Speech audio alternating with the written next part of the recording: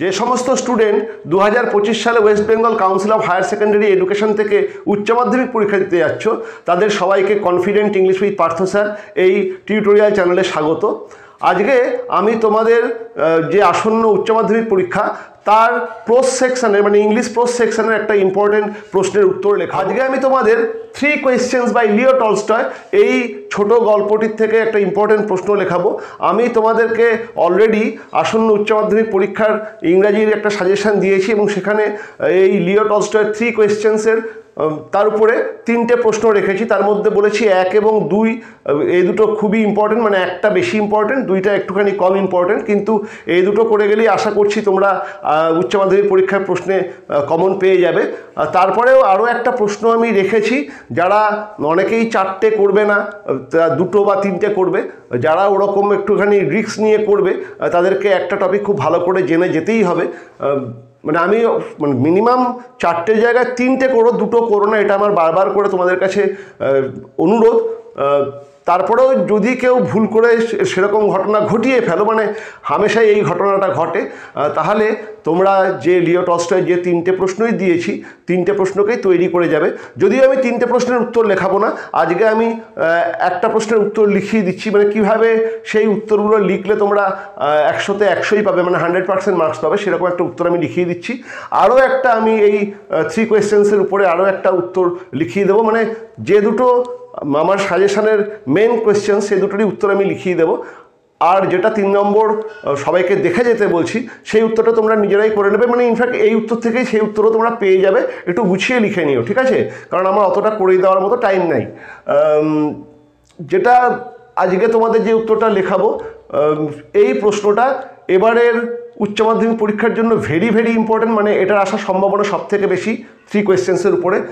প্রশ্নগুলো অনেক কটা প্রশ্ন, মানে প্রত্যেকবারই 3 কোয়েশ্চেন্সে কী হয় যে একটা মেন প্রশ্ন থাকে, তার সঙ্গে একটা বা দুটো শর্ট প্রশ্নকেও অ্যাড করে একটা 6 নম্বরের প্রশ্ন বানানো হয়।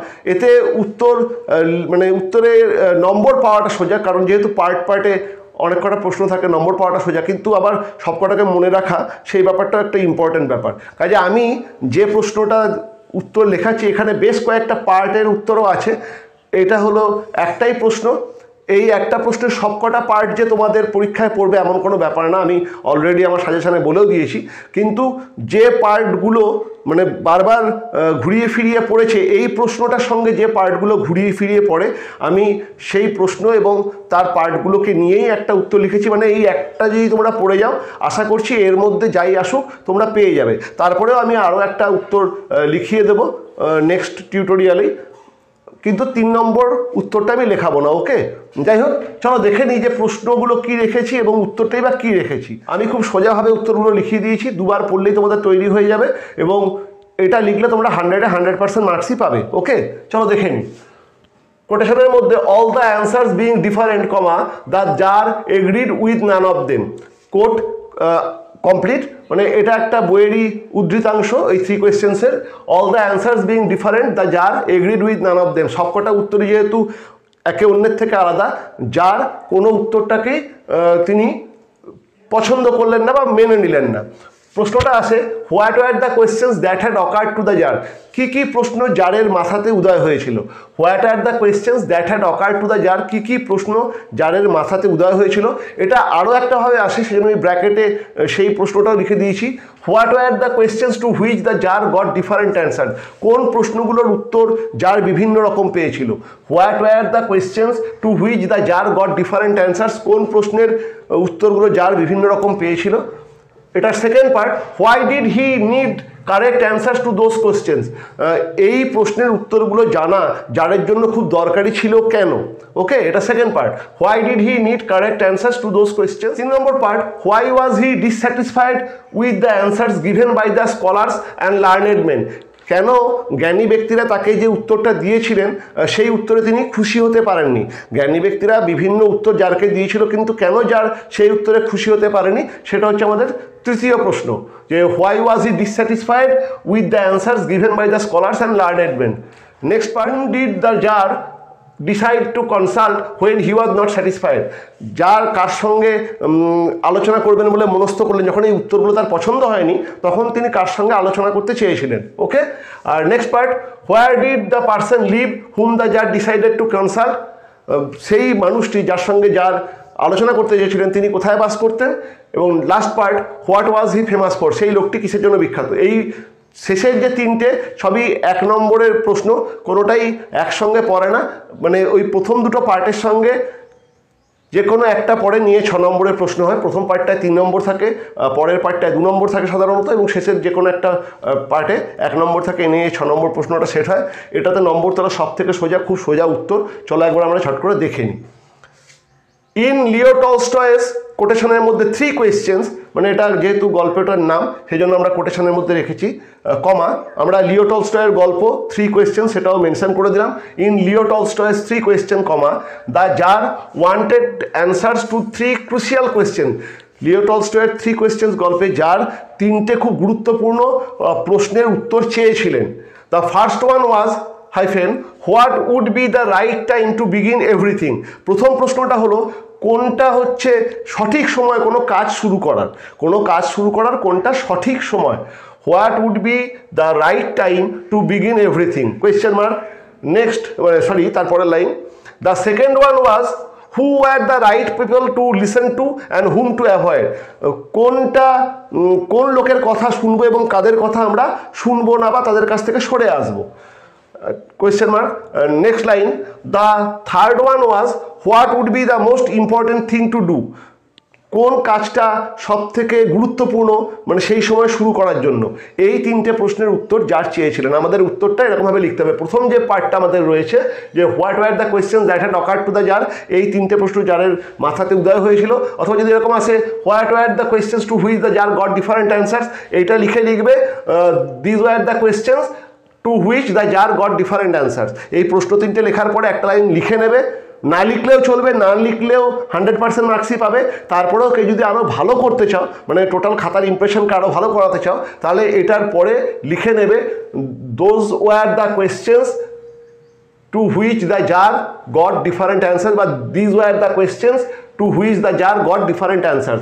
ওকে, এই লাইনটাকেও লিখে নিতে পারো। তাহলে কি বললাম ফার্স্ট পার্টটা একবার বলে দিই। ইন লিও টলস্টয়েস কোটেশনের মধ্যে 3 questions comma the tsar wanted answers to 3 crucial questions stop. The first one was hyphen দিয়ে what would be the right time to begin everything question mark. The second one was hyphen দিয়ে who were the right people to listen to and whom to avoid question mark. The third one was what would be the most important thing to do. ওকে, এটা আমাদের first পার্টের answer হয়ে গেল। Second যে পার্টটা রয়েছে, why did he need correct answers to those question, কেন জারের এই প্রশ্নের উত্তরগুলো জানাটা খুবই দরকারি ছিল। তার উত্তরটা কি, মাত্র 2টো লাইনেই আমরা লিখেছি। The tsar badly needed correct answers to those questions in order to avoid failure in any of his future work. ভবিষ্যতে যে সমস্ত কাজ তিনি করতে যাচ্ছেন এই প্রশ্নের উত্তরগুলো জানলে ভবিষ্যতে কোনো কাজে তার ভুল হবে না। এই কারণে জারের এই প্রশ্নের উত্তরগুলো জানাটা খুবই দরকারি ছিল, মানে ভবিষ্যতের কাজে যাতে কোনো ভুল না হয় সেই জন্য জারের এই প্রশ্নের উত্তরগুলো জানাটা খুবই ইম্পর্টেন্ট। কি লিখবো, the tsar badly needed correct answers to those questions in order to avoid failure in any of his future work. Badly needed মানে খুব তার দরকার। ওকে, নেক্সট যে পার্ট সেটা হচ্ছে why was he dissatisfied with the answers given by the scholars and learned men? জ্ঞানী ব্যক্তিরা তাকে যে সমস্ত উত্তরগুলো দিয়েছিল তাতে তিনি কেন খুশি হননি। তার উত্তর হচ্ছে the jar was dissatisfied with the answers given by the learned men because they all answered differently. খুব সোজা উত্তর, the jar was dissatisfied with the answers given by the learned men because they all answered differently. যার কোনো জ্ঞানী ব্যক্তির উত্তরেই খুশি হননি, তার কারণ প্রত্যেকটা জ্ঞানী ব্যক্তি এই প্রশ্নগুলোর উত্তর বিভিন্ন রকমভাবে দিয়েছিল। মানে দুটো উত্তর এক না, প্রত্যেকটা উত্তরই অন্য ব্যক্তির উত্তরের থেকে আলাদা, সেই জন্য যার কারো উত্তরেই খুশি হননি। নেক্সট যে পার্ট, এরপরে একটা করে এই শর্ট প্রশ্নের পার্টগুলো। Whom did the tsar decide to consult when he was not satisfied, কার সঙ্গে তিনি কথাবার্তা বলবেন বলে মনস্থ করেছেন। উত্তরটা হচ্ছে when the learned men fail to supply him the right answers comma the tsar decided to consult a hermit. When the learned men failed to supply him the right answers, the judge decided to consult a hermit. যখন জ্ঞানী ব্যক্তিদের উত্তরে তিনি খুশি হননি, তিনি একজন পণ্ডিত বা হারমিট, যিনি একজন সন্ন্যাসী, সেই সন্ন্যাসীর সঙ্গে কথাবার্তা বলবেন বলে তিনি মনস্থ করেন। Next part, where did the person live whom the জাজ ডিসাইডেড টু কনসাল্ট? সেই লোকটি কোথায় থাকতো? The hermit lived in a wood. The hermit lived in a wood. এই যে সন্ন্যাসী, তিনি একটি জঙ্গলে বাস করতেন। উড হচ্ছে জঙ্গল, তিনি একটি জঙ্গলে বাস করতেন। আর last part, what was he famous for? সেই লোকটি বিখ্যাত কেন? The hermit was famous for his wisdom. এই সন্ন্যাসী তার জ্ঞানের জন্য বিখ্যাত ছিলেন। The hermit was famous for his wisdom. এই সন্ন্যাসী তার জ্ঞানের জন্য বিখ্যাত ছিলেন। এটা হলো আমাদের এই পার্টটার মানে এই প্রশ্নটার মানে উত্তর। এবং এরকম দেখতেই পাচ্ছ খুব সোজা, এমন কিছু জটিলতা নেই, দুবার পড়লেই হয়ে যাবে। আর সমস্ত প্রশ্ন মানে এই জায়গা থেকে যে সমস্ত বিভিন্ন বছরে বিভিন্ন রকম প্রশ্ন সেট করা হয়েছে, সমস্ত প্রশ্ন কটাকেই আমি ধরে দিয়েছি। কাজে যে পার্টি আসুক, ঠিক আছে, যদি একসঙ্গে না ধরি তাহলে অনেক কটা প্রশ্ন করতে হবে, প্রত্যেকবারই আলাদা আলাদা লেখা হবে, অসুবিধা। একসঙ্গেই করে দিয়েছি। এইটাকে পড়বে, 100% তোমরা পাবে, এবং যেগুলো লাগবে না সেগুলো লিখবে না। এখানে মোটামুটি 12 লাইন আছে, আর ইন জেনারেল তোমাদের উত্তরটা লিখতে হবে 8 থেকে 9 লাইনের, কারণ মানে তার বেশি লাগবে না। এই সবকটা পার্ট তো পড়বে না, এর থেকে হয়তো প্রথম দুটো পড়লো, লাস্টে একটা কিছু পড়লো। এখানে তিনটে বড় পার্ট রয়েছে আর 3টে শর্ট প্রশ্ন দেওয়া আছে, কিন্তু একই সঙ্গে করা আছে, খুব কম্প্যাক্ট উত্তর। ওকে, ভালো করে এটা দেখে নিও এবং তৈরি হয়ে নিও, ঠিক আছে? তাহলে 3 কোয়েশ্চেন্সের যেটা সবথেকে ইম্পর্টেন্ট প্রশ্ন, তার উত্তর আমি তোমাদের লিখিয়ে দিলাম। আরও একটা মানে 3 কোয়েশ্চেন্সের আরও একটা মেন সাজেশন আমি দিয়েছি, সেটাকেও আমি লিখিয়ে দেবো। জাস্ট একটা দিন আমাকে সময় দাও, লিখিয়ে দেবো। ওকে, তৈরি হয়ে নিও, ঠিক আছে? পরে দেখা হচ্ছে।